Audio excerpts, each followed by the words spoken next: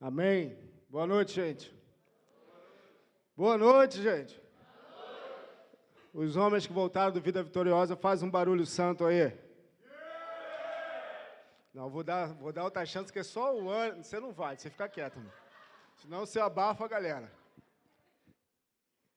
Eu te amo, viu? Os homens que voltaram do Vida Vitoriosa, faz um barulho santo aí para Jesus.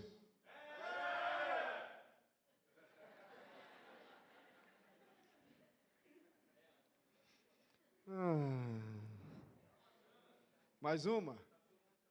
Tá cansado, né? É verdade. Eu tive tempo de descansar hoje, então estou mais... Outra chance? Outra. Então, os homens vitoriosos aí que chegaram do retiro, faz um barulho santo aí para o Senhor Jesus. Aê, meu irmão! Doeu o ouvido de você agora. Queridos, eu realmente fico à vontade, me sinto em casa. Foi tão precioso, né, estar com esses homens lá no Vida Vitoriosa. Ver o Senhor fazendo obras na vida desses homens é algo tão especial, tão precioso, que faz nossa caminhada sempre valer a pena. Amém? Amém, queridos?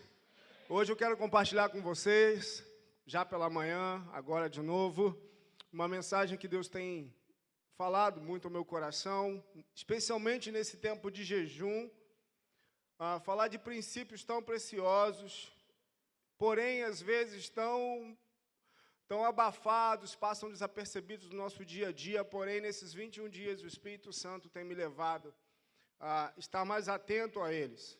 E eu quero trabalhar com vocês hoje a vida de dois homens, que a Bíblia conta, que tiveram sua vida marcada, radicalmente transformada, na aplicação ou não desses princípios da Palavra de Deus, do coração de Deus para nós. O tema da mensagem de hoje é onde o nosso sucesso começa. É uma pergunta. Vira para o teu irmão, onde começa o seu sucesso, querido?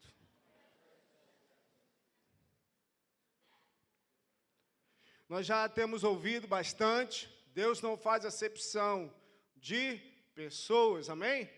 Mas faz acepção de atitudes. Isso tem sido aplicado, falado massificamente desde a primeira vinda do pastor Arão aqui, se não me falha a memória. Nós temos falado muito sobre isso. E nós vamos ver no dia a dia de homens que a Bíblia relata, na vida deles cotidiana, como princípios, aplicados ou não, interferiram diretamente no futuro, no sucesso, na história deles e também na história de Israel.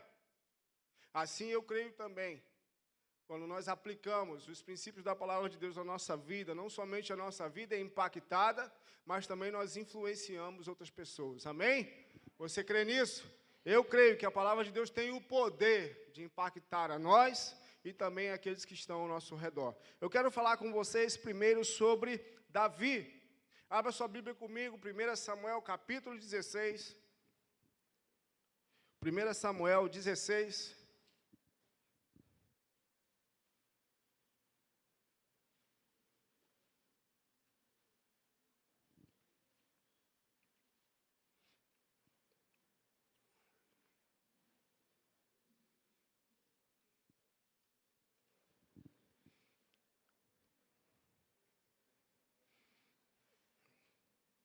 Verso 1, podemos ir? Amém? Disse o Senhor a Samuel, até quando terás pena de Saul, havendo eu rejeitado, para que não reine sobre Israel? Enche um chifre de azeite e vem, enviar-te-ei a Jessé o belemita, porque dentre os seus filhos me provide um rei. Outras versões falam escolhi. Disse Samuel, como irei eu? Pois Saul saberá e me matará. Então disse o Senhor, toma contigo um novilho e dize, vim sacrificar ao Senhor. Convidarás Jessé para o sacrifício, e eu te mostrarei o que hás de fazer, e ungir-me-ás a quem eu te designar. Fez, pois, Samuel o que dissera o Senhor, e veio a Belém. Saíram-lhe ao encontro os anciãos da cidade, tremendo, e perguntaram, é de paz a tua vinda? Respondeu ele, é de paz. Vim sacrificar ao Senhor. Santificai-vos e vinde comigo ao sacrifício. Santificou ele a Jessé e seus filhos e os convidou para o sacrifício. Sucedeu que, entrando eles, todos os filhos, de Jessé, Samuel viu a Eliabe e disse consigo, Eliabe é o mais velho, é o primogênito, certamente está perante o Senhor o seu ungido. Essa foi a impressão de Samuel. Porém, o Senhor disse a Samuel, não atentes para a sua aparência, nem para a sua altura, porque eu o... Fala com fé, eu o... rejeitei, porque o Senhor não vê como vê o homem vê o exterior, porém o Senhor o coração. Então chamou Jessé a Abinadab, o segundo mais velho, e o fez passar diante de Samuel, o qual disse, nem a este escolheu o Senhor. Então Jessé fez passar a Samá, porém Samuel disse, tampouco a este escolheu o Senhor. Assim fez passar Jessé os seus 7 filhos diante de Samuel. Porém Samuel disse a Jessé, o Senhor não escolheu a este. Perguntou Samuel a Jessé, acabaram-se os teus filhos? Ele respondeu, ainda falta o mais moço, que está apacentando as ovelhas. Disse, pois, Samuel a Jessé, manda chamá-lo, pois não nos assentaremos à mesa sem que ele venha. Então mandou chamá-lo e fê-lo entrar. Era ele ruivo, de belos olhos e de boa aparência. Disse o Senhor, levanta-te e unge-o, pois este é ele. Tomou Samuel o chifre de azeite e ungiu no meio de seus irmãos. E daquele dia em diante o Espírito do Senhor se apossou de Davi. Então Samuel se levantou e foi para Ramá. Queridos, eu quero falar um pouco de Davi. Até aqui, a Bíblia nos fornece algumas informações sobre Davi. É claro, você que já tem o hábito de ler, conhece a palavra de Deus, sabe, Davi escreveu vários salmos, várias passagens bíblicas, Velho Testamento, falam dele, Novo também.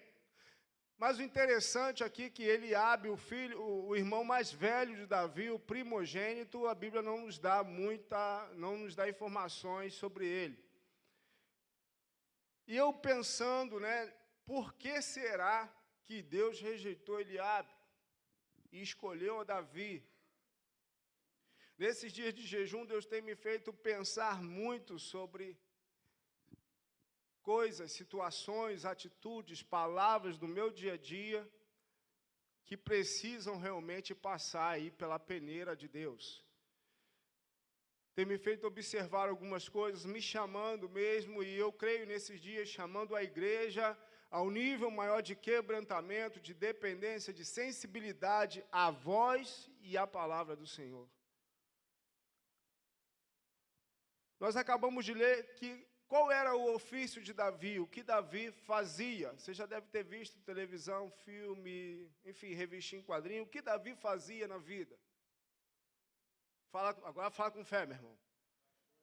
Aí, pastor de ovelhas. Davi era um pastor de ovelhas. Era o irmão mais novo. Cuidava das ovelhas do seu pai. E eu fiquei pensando qual é a rotina, a vida de um pastor de ovelhas. E eu quero forçar você a pensar nessa noite. Como no dia a dia de Davi, no cuidar das ovelhas, levou a atrair os olhos de Deus para o coração dele e rejeitar seu irmão, que seria aquele que teria o direito, entre aspas, pela herança do povo hebreu, o primogênito é aquele que receberia, herdaria do seu pai, ou enfim, ele tinha o direito de primogenitura. O que levou Deus a ser atraído para o coração de Davi e não foi atraído, aliás, é até uma palavra forte, Eu o rejeitei. Deus falou isso a respeito de Eliabe.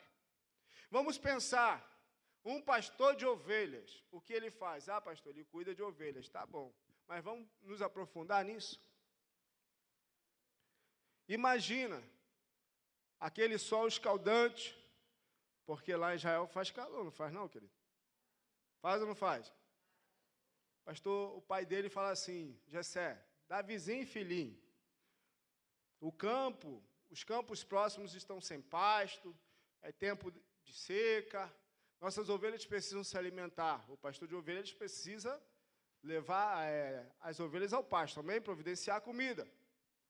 Então você vai ter que andar mais um cadinho nesse sol, mais umas horinhas nesse sol. Eu sei que ontem você trabalhou tanto, mas é preciso, meu filho, você caminhar mais um pouquinho hoje. Eu imagino Davi falando assim para Jessé: ô pai, estou cansado, eu não vou não.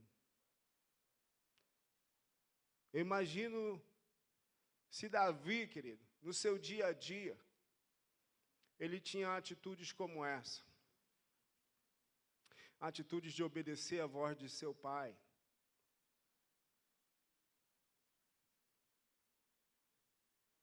Se Davi era alguém desobediente no seu dia a dia, eu acredito que não.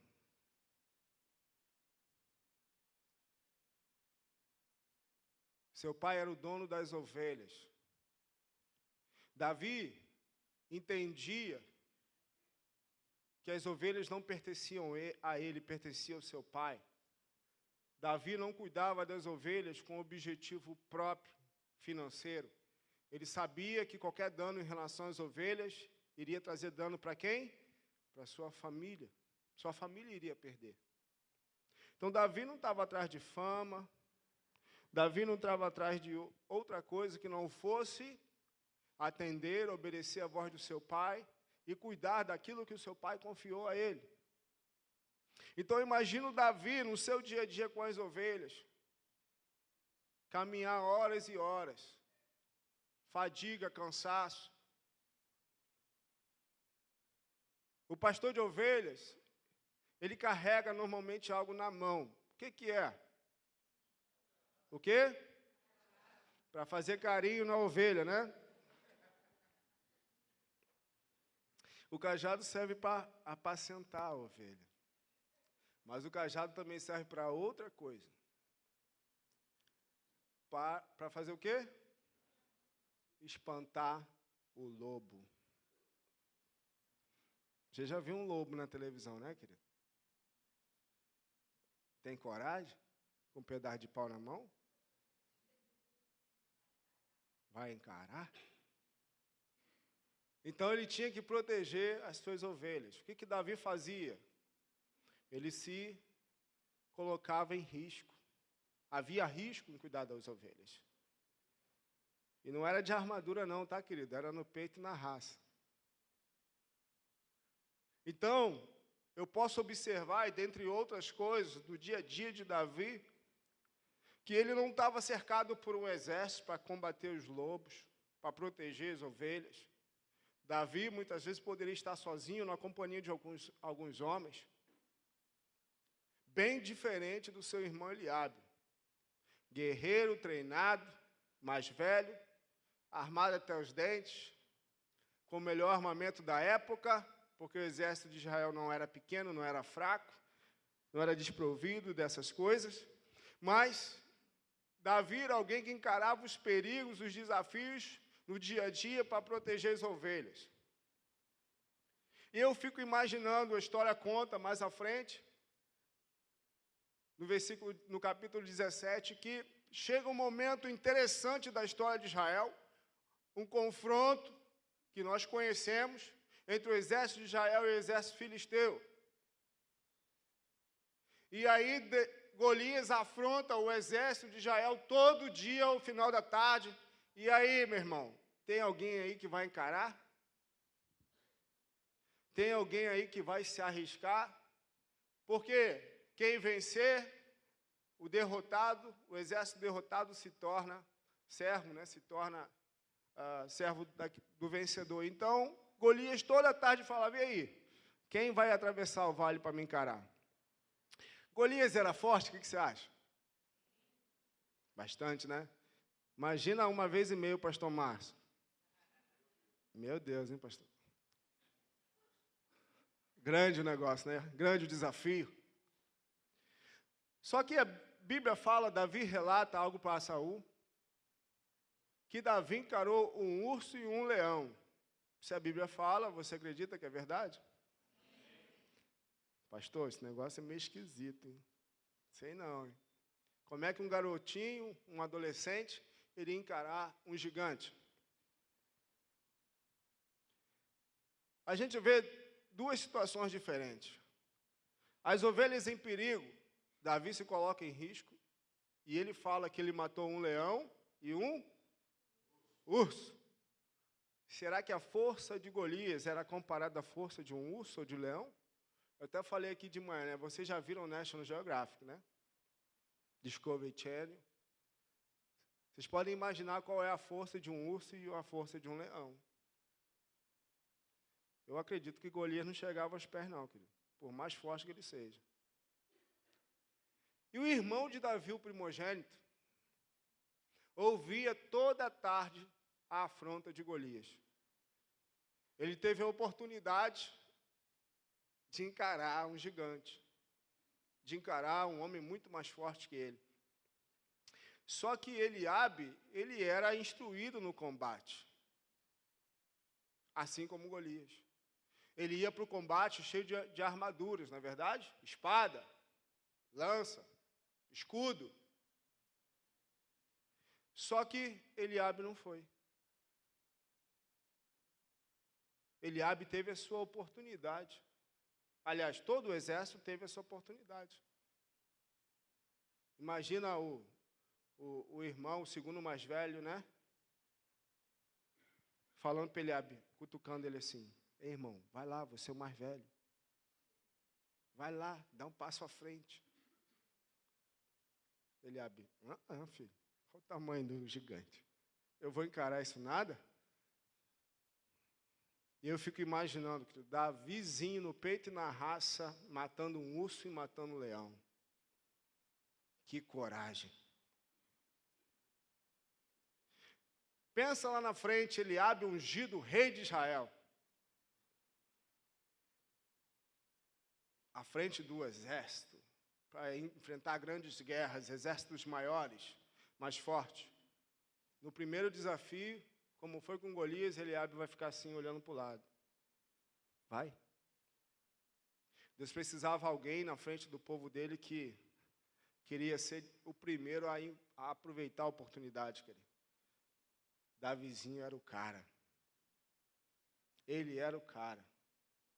Mas só que ele não confiava na capacidade física, ele não confiava no escudo, ele não confiava na espada. Ele falou para Golias: hoje mesmo o Senhor dos Exércitos entregará a tua cabeça nas minhas mãos, e todos saberão que há Deus em Israel. Então, o coração de Davi entendia que tudo que ele fazia, que ele vivia, era para honrar, para glorificar o nome do Senhor. Que ele, na sua capacidade, não podia nada. Então, eu entendo, por isso Davi foi escolhido. Por isso, os olhos de Deus foram atraídos até o coração de Davi. Eliabe, por sua vez, foi rejeitado. Quero falar sobre um outro homem com você, chamado Esaú. Volta sua Bíblia comigo em Gênesis. Gênesis 25. É uma passagem bem conhecida. Nossa.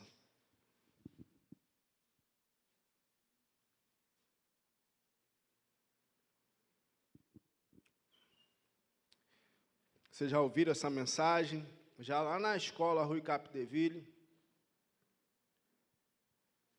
Há bastante tempo o pastor Ralph já pregou sobre isso, sobre a unção da primogenitura. Capítulo 25, verso 19.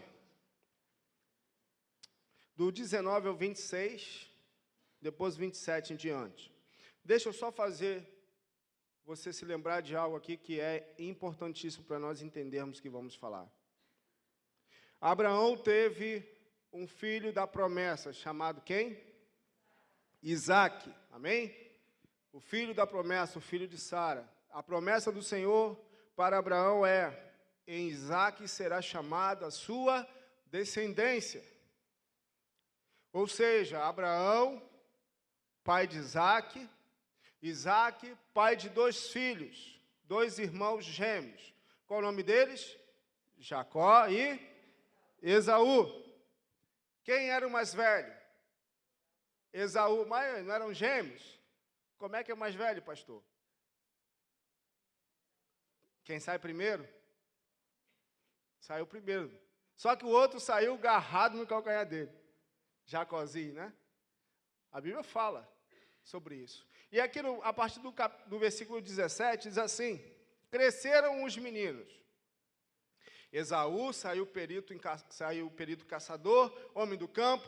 Jacó, porém, homem pacato, habitava nas tendas. Isaque amava Esaú porque saboreava de sua caça. Rebeca, porém, esposa de Isaque, amava Jacó. Tinha Jacó feito um cozinhado.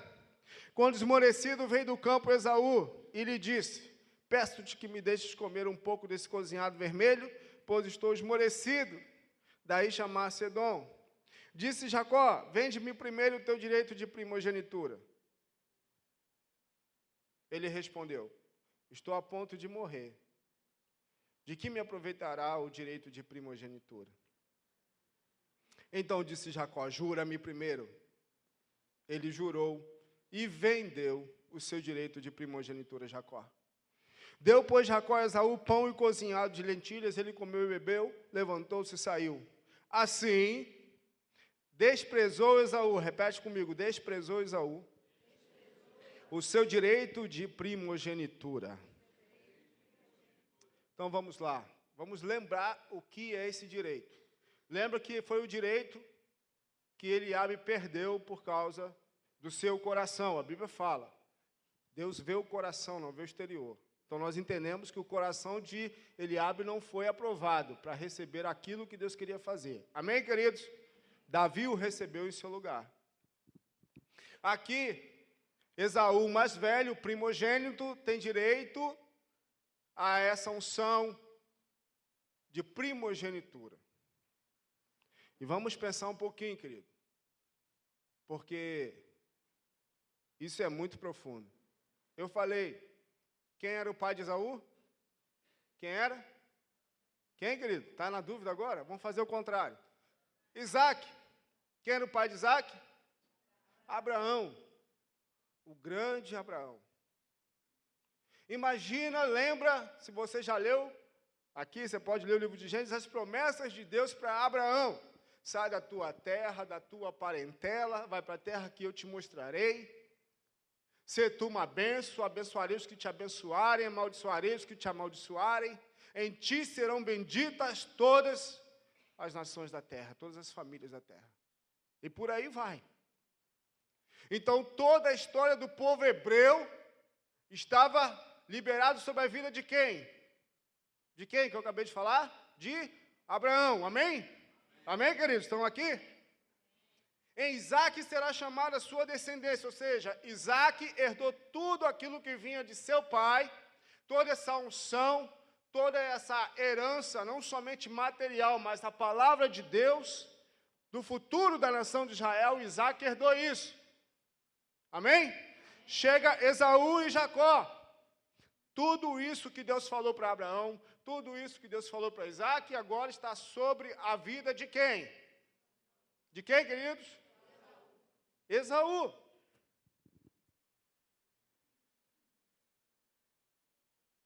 Essa unção, pastor, o que é unção? Pegar o óleo ungido, passar na testa. Unção fala de capacitação, de revestimento da parte de Deus, do Espírito Santo, sobre a nossa vida, para fazer aquilo que nós humanamente não temos condições de fazer. Então, tudo isso, querido, e mais um pouco, estava liberado sobre a vida de Esaú. E eu penso o seguinte, será que Jacó iria propor algo tão precioso, algo tão grande, para alguém tão decidido, para alguém convicto daquilo que estava sobre a vida dele? O que você acha? Eu paro para pensar e chego à conclusão seguinte: o diabo nos tenta nas áreas que nós somos convictos e bem firmes e fortes. O diabo faz isso? Ele sempre tenta nos derrubar por onde? Pelo lado mais forte ou mais fraco? Mais fraco. Então eu imagino, será que Esaú tem essa convicção, tem esse valor a respeito daquilo que Deus construiu ao longo da história na sua família e está diante dele? Será que Jacó iria propor algo tão banal para alguém que tem essa convicção? Eu acredito, sinceramente, que não posso afirmar. Mas por aí eu tiro minhas conclusões. Então eu passo a entender o seguinte, querido, que foi o dia a dia de Davi e de Eliabe que determinou o momento da unção. Foi o dia a dia de Esaú e de Jacó que levou a determinar esse momento. Isso não aconteceu de uma hora para outra. Esaú não chegou a essa conclusão ali agora, não. Isso provavelmente já estava no coração dele, porque ninguém desprezaria algo tão precioso para a sua vida por uma banalidade. Mas, pastor, ele estava cansado, ele ia morrer. É que você não conheceu, se você ler a Bíblia, você vai ver que Isaac era pobre pra caramba, não tinha nada na casa dele para comer. Isaac era pobre, não era, irmão? Pobrinho, pobre de maré de si, não tinha nada para comer, dependia de cesta básica, de plano do governo. Isaac era muito rico, querido. Você imagina Esaú chegando em casa e não ter nada para comer? Você imagina um negócio desse? Mata um boi aí, pai, para poder comer. Podia comer um boi, um bezerro. Isaac era próspero demais, Isaac era riquíssimo. Esaú ia morrer, querido? Não, pastor, eu tomei na dúvida, eu acho que ele ia morrer mesmo. Eu acho que ele ia morrer. E estava assim muito cansado, muito exausto. Ele pensou assim, eu estou com fome, o que vai me adiantar esse direito de primogenitura agora? O que vai adiantar tudo que Deus construiu na vida do meu avô, na vida do meu pai? O que vai me adiantar isso agora? Nada. Então me dá esse pratinho de lentilha, de comida. Jacó falou, jura primeiro. Hoje em dia teria que ir para o cartório, não é verdade? Não, vamos registrar em cartório porque palavras o vento leva, não é verdade? Vamos registrar esse negócio aí. Só que naquela época, porém para nós até hoje, a palavra do cristão tem muito valor. Jura primeiro? Eu juro. Está vendido? Está vendido. Aperta a mão aqui, apertou. Fechou o negócio. Estabeleceu. O que aconteceu? No mundo espiritual, querido, já era. Vendeu. Perdeu, mané. Desperdiçou. Desprezou.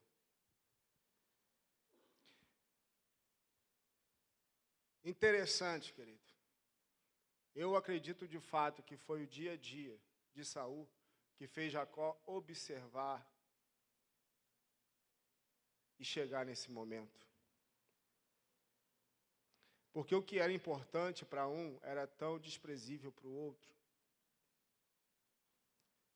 E eu trago para as nossas vidas hoje, no nosso dia a dia, coisas tão valorosas, tão preciosas para nós, às vezes tratamos de forma tão banal, tratamos de forma tão superficial.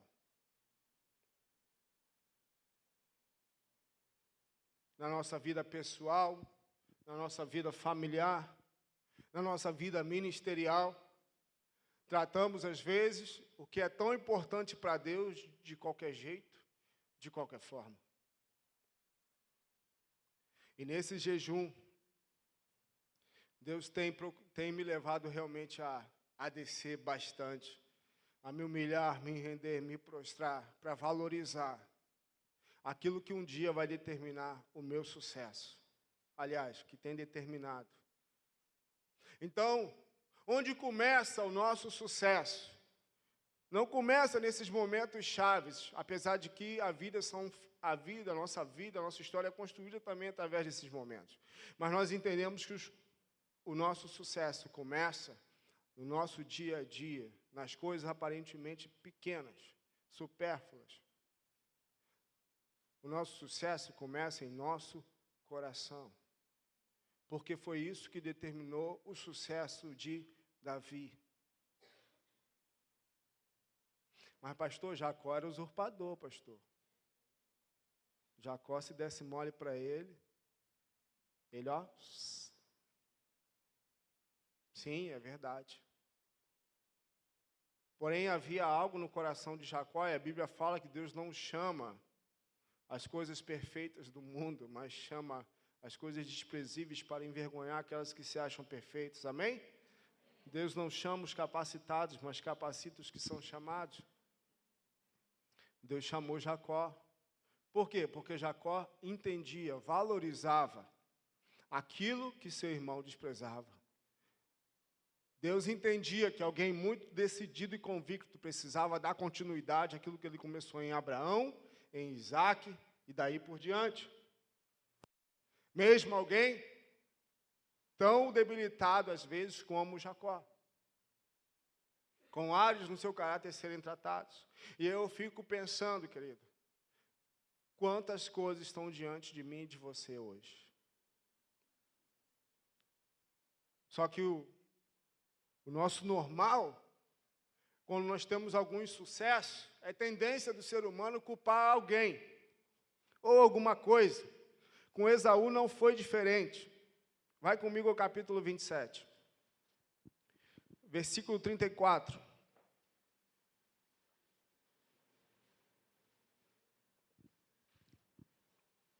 Chegou o momento de Isaac abençoar seus filhos, de liberar a bênção da primogenitura sobre a vida de Esaú. Porque Isaac provavelmente não sabia nada dessa história. Verso 34. O que Jacó faz? Jacó e sua mãe, Rebeca. Jacó vai na maquiagem, pega a maquiagem da sua mãe, aqueles negócios de mulher aí, né, que cola, que faz e tal. Cola um monte de pelo pelo corpo, porque seu irmão era peludo. Isaac já estava meio ceguinho, meio ruim da vista. Ele apalpa para ter certeza que, se era Esaú, ele fala, a voz é de Jacó, mas o pelo é de Esaú. Então, o que Isaac faz? Ele libera a bênção, Jacó usurpa ali de novo, usurpa aquilo que era direcionado para Esaú. Obrigado, meu amado. Você está chique a beça hoje. Jacó recebe tudo aquilo que era para Esaú, Jacó recebe. Aí no verso 34, diz assim, como ouvisse Esaú tais palavras de seu pai, ou seja, dizendo que ele não tinha mais bênção nenhuma para dar, bradou com profundo amargor e lhe disse, abençoa-me também a mim, meu pai. Respondeu-lhe o pai, veio teu irmão astuciosamente e tomou a tua bênção. Disse Esaú, não é com razão que se chama ele Jacó, pois já 2 vezes me enganou. Tirou-me o direito de primogenitura e agora usurpa a bênção que era minha. Disse ainda, não reservaste, pois, bênção nenhuma para mim? Olha o que Esaú está falando, querido. Já por 2 vezes me enganou, por 2 vezes. Eu imagino, a primeira foi na hora da lentilha. Jacó enganou Esaú em quê? Não foi ele que vendeu? Foi ou não foi? Não foi ele que jurou? Olha o que ele está falando aqui. Me enganou 2 vezes. Ah, coitado. Foi você que vendeu, filho. Já me enganou. Interessante que ele fala. Tirou-me o direito. Jacó não tirou nada. Isso aqui é simplesmente consequência do que aconteceu antes, quando ele vendeu. Então Jacó não tirou nada dele. Jacó fez uma proposta. Quem aceitou? Foi ele. Então, quando nós temos insucesso na nossa vida, nós precisamos vasculhar nosso coração. Para que não chegue nesses momentos, querido. Momentos chaves na nossa vida. E as coisas não acontecem.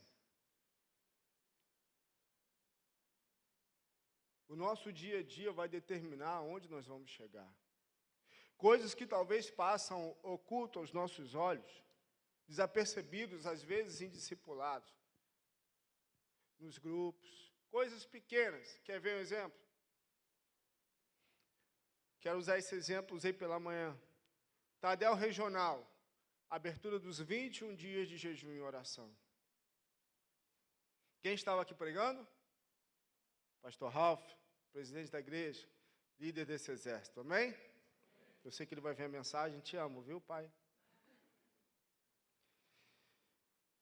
Ele fez uma convocação solene para nós estarmos orando, jejuando. Relógio de oração acontecendo, 2 já aconteceram, 1 ainda vai acontecer. Depois de todo esse esforço, de todo esse empenho, foi tremendo aquele dia, não foi, queridos? Foi ou não foi? Amém. Poderoso? Amém? Aí aquela pergunta. Irmãozinho, por que você não veio orar? Por que você não colocou seu nome? Ou até mesmo, querido líder, por que você não veio orar? Uma convocação solene do nosso líder. Vamos aprofundar mais. Eu estava cansado, pastor. Eu estava cansado.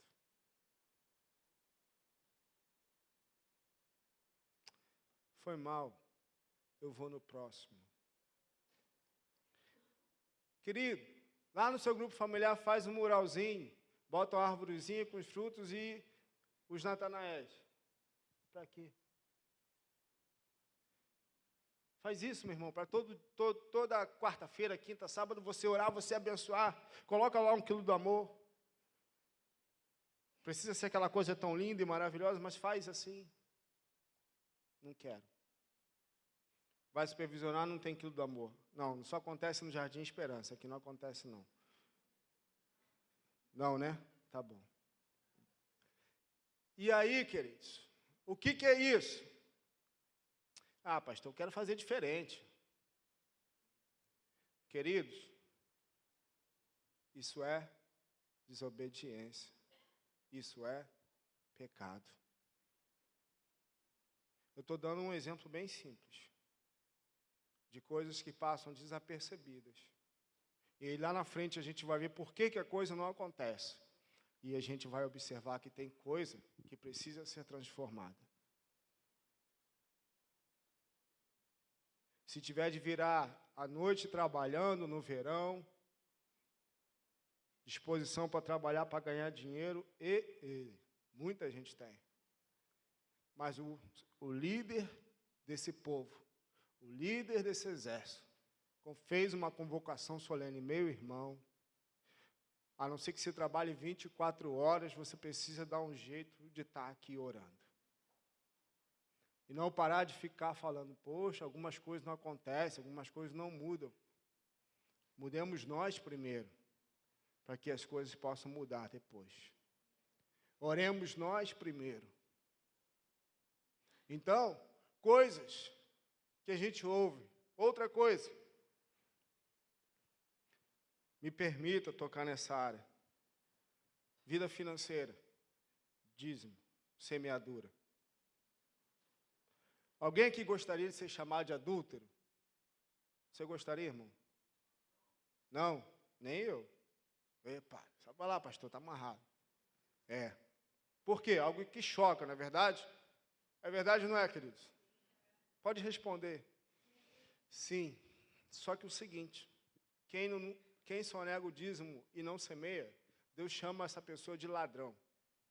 Porque às vezes você tolera ser chamado de adúltero, não tolera e tolera ser chamado de ladrão. Ah, pastor, apertou aqui, perdi o emprego ali. Ó, desculpa de Esaú, sempre tem um motivo, né? Nunca sou eu. Queridos, misericórdia, eu não quero ser chamado de ladrão pelo meu pai. Mas é isso que ele fala a esse respeito. Eu estou dando só um exemplo. Coisas que vão passando. Respostas, desculpas, tipo assim, linguagem do jovem. Foi mal, pastor. Foi mal. Senhor. Ô, Jesus. Era para a gente estar se ajoelhando e pedindo perdão. E não falando foi mal. Mas eu creio nesse jejum, Deus tem trago revelação sobre isso para os nossos corações. Nos feito descer e se humilhar ao ponto de dar o valor devido aos princípios que Deus tanto valoriza. De dar o valor devido aos princípios que nossos líderes que valorizam tanto. Nesse tempo de jejum, querido, eu creio, tempo de você valorizar toda a história que foi construída e toda aquela que está por construir. Em nome de Jesus. E eu quero que você entenda uma coisa. Apesar dessa palavra nos trazer por quebrantamento, não é para te abater, nem é para te jogar no chão. Essa palavra é justamente para nós aproveitarmos esse tempo de jejum e oração. Porque a Bíblia fala que aquele que se humilha, ele será o quê? Humilhai-vos sob a poderosa mão de Deus, para que em tempo oportuno Ele vos exalte. Então, queridos, em nome de Jesus, é tempo de nós vasculharmos nosso coração. Como uma piscina que está com algumas coisinhas no fundo, sabe? A gente precisa sacudir, o jejum serve para isso. Eu não estou falando simplesmente de pecado, de desobediência, mas estou falando também de pensamentos, de achismos da nossa parte, que tem impedido e limitado o que Deus tem para nós. Eu estou com essa palavra no meu coração, do pastor Ralph. O que foi construído até aqui, o que nós fizemos até aqui, foi suficiente para, nesse momento que nós estamos. Se nós queremos ir além, é tempo de nós alcançarmos novos níveis. Se nós queremos isso, para subir, nós precisamos descer, se humilhar, se quebrantar, se render, a níveis que nós ainda não alcançamos, mas que nós precisamos, e nesses dias estamos fazendo isso. Pai, queremos nos humilhar, reconhecer, para coisas que nós não temos resposta, para situações que nós não vemos saída. Deus, vasculha o meu coração, vasculha o nosso coração, Senhor, vasculha o nosso coração. Isso tem sido o clamor dos nossos líderes. Senhor, nós queremos avançar, romper, mas algo está bem nítido da nossa frente. Nós não queremos desprezar a unção da primogenitura. Eu não quero desprezar aquilo que foi construído por meus pais. Eu quero valorizar isso, entender que através de mim, toda uma descendência virá. Toda uma descendência virá através de você, meu irmão. Então valorize. Se você subiu por essa rampa nessa noite, com uma atitude desprezível no seu coração para com aquilo que Deus tem confiado na tua mão, hoje é noite de você se arrepender. Porque Deus quer te levantar e te usar poderosamente. Em nome de Jesus. Em nome de Jesus. Porque o nosso Pai se alegra com o nosso sucesso. Deus quer que você seja bem-sucedido, amém? Fala isso, teu irmão, Deus quer que você seja bem-sucedido.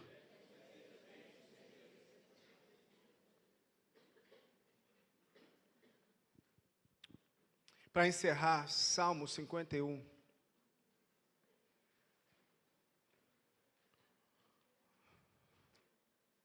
Vou chamar o ministério de louvor aqui em cima. Salmo 51.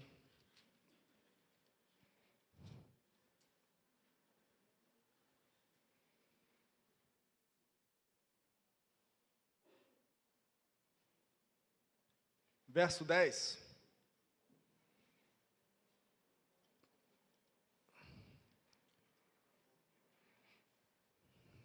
Cria em mim, ó Deus, um coração puro, e renova dentro de mim um espírito inabalável. Verso 17, sacrifícios agradáveis a Deus são o espírito quebrantado, coração compungido e contrito, não o desprezarás, ó Deus. Fica de pé no teu lugar, queridos. Oh, Jesus.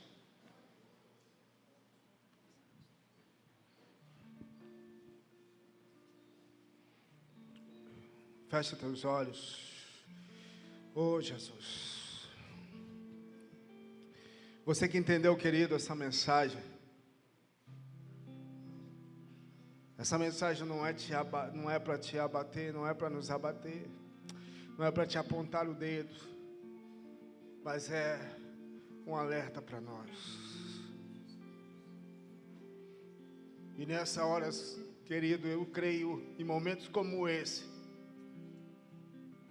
nossa vida pode tomar outro rumo, nossa família pode tomar outro rumo, seus grupos familiares, nossos grupos familiares podem tomar outro rumo, a igreja pode tomar outro rumo. Em nome do Senhor Jesus, eu quero te convidar, querido, como tem sido o seu dia a dia para esses princípios, como tem sido o seu dia a dia no reconhecimento, no valor desta unção de primogenitura, dessa herança espiritual que tem sido liberada sobre você, querido líder, supervisor, dirigente, auxiliar, discipulador, ovelha. Como tem sido o teu coração em relação a isso?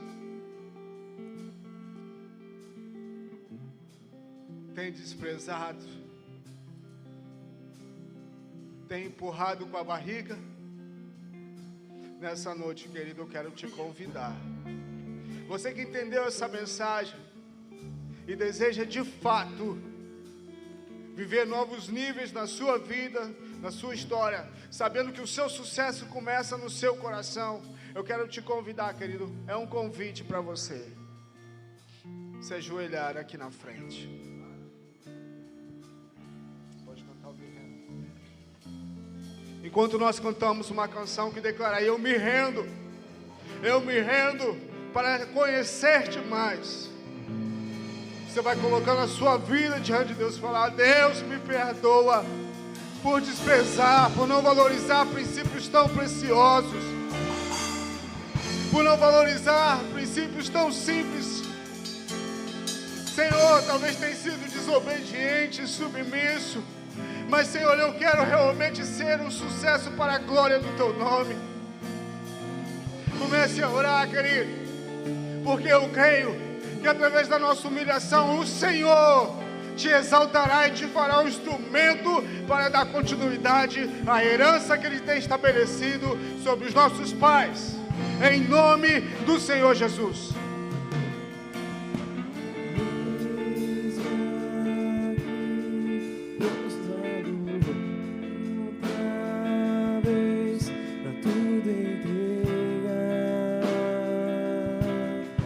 Tudo entregar,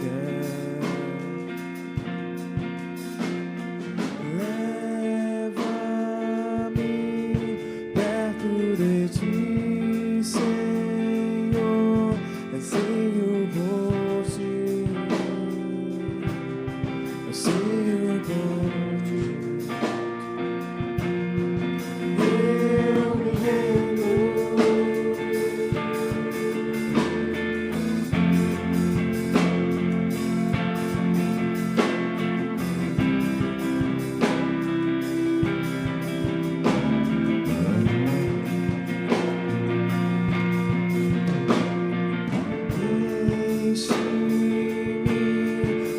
Sai do teu amor, sacia meu ser, sacia meu ser. Abraça-me, ouve o meu clamor, fala pra mim, fala pra mim. Eu me rendo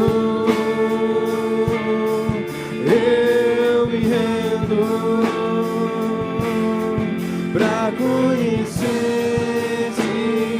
mais, pra conhecer-te mais. Eu me rendo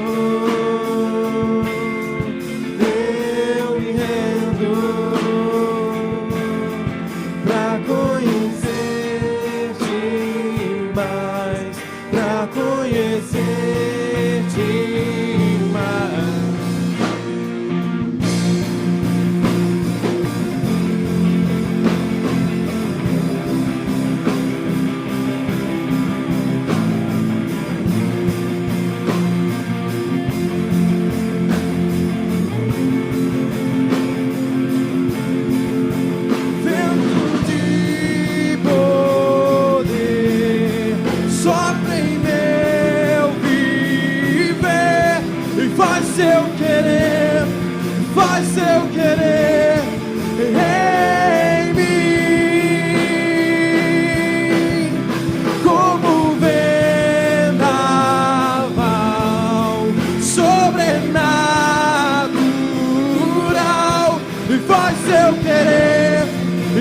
seu querer em mim. Eu me rendo. Eu me rendo. Oh, queridos, talvez você tenha desprezado muitas oportunidades que Deus tem te dado, como ali Esaú desprezou. Deus quer te levar a ser uma pessoa bem-sucedida, queridos. Bem-sucedido fala de uma pessoa próspera em todas as áreas. Bem-sucedido na sua saúde, na sua família, nas suas finanças. Mas talvez você tenha desprezado, você tenha realmente deixado de lado. Essa noite é a oportunidade de você se render e falar: Senhor, eis-me aqui, Senhor. Eu quero de volta a bênção da primogenitura. Eu quero de volta a bênção sobre a minha vida, o óleo sobre a minha cabeça. Eu quero de volta a alegria de te servir. Eu quero de volta realmente um coração queimando por ti. E eu quero as bênçãos, Senhor, sim, também na minha vida, na minha casa. Então, querido, onde você estiver, seja na sua cadeira, seja aqui prostrado, nós queremos te dar alguns minutos para você ainda se render diante do Senhor. Render fala-se, como o pastor Júlio pregou, se quebrantar, se humilhar. Estamos em tempo de jejum e oração, quebrantamento, nos humilharmos, reconhecermos: eu sou falho, sou pecador, tenho tantas debilidades. Quebrante-se diante do Senhor, onde você estiver. Renda-se diante dele.